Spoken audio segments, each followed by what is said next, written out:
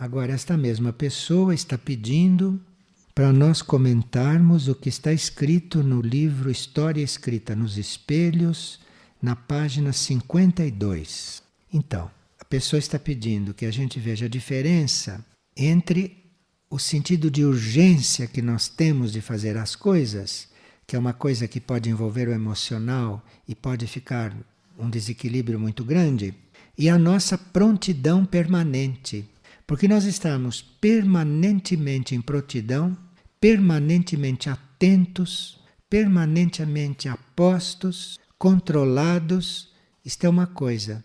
Mas isto é uma atitude que precisa ser trabalhada. Todos precisam trabalhar isto. A nossa permanente prontidão. Está pronto, mas permanentemente. Se a gente não está pronto a qualquer momento, quando acontece uma coisa, a gente acha que é urgente. Aí tem que fazer logo. Não, tem que fazer logo porque você não estava pronto. Não tem nada urgente.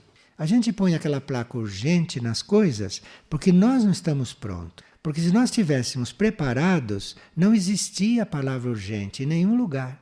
Porque se nós estivéssemos permanentemente atentos, permanentemente no ritmo, não precisava pedir urgência para nada. Precisava? Pedir urgência quer dizer que você está lerdo na maior parte do tempo.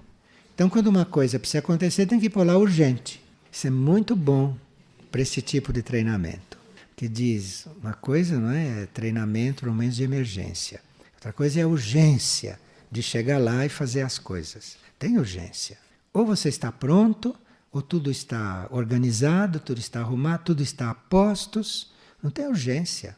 Mesmo que você tenha que chegar com a ambulância num lugar, se a ambulância estiver bem, se o motor tiver óleo, se a pessoa que estiver guiando é calma, se o outro está alinhado, não tem urgência, é só a ambulância ir para lá, não tem como chegar antes. Porque aqui tem leis, então tem urgência, precisa correr, isso tudo porque não está pronto, porque as coisas são como são.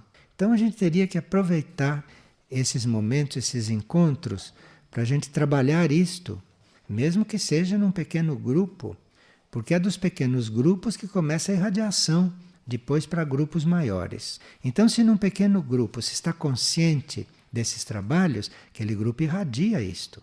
Por onde ele passa, isto vai irradiando e vai mudando a situação, vai mudando a situação planetária.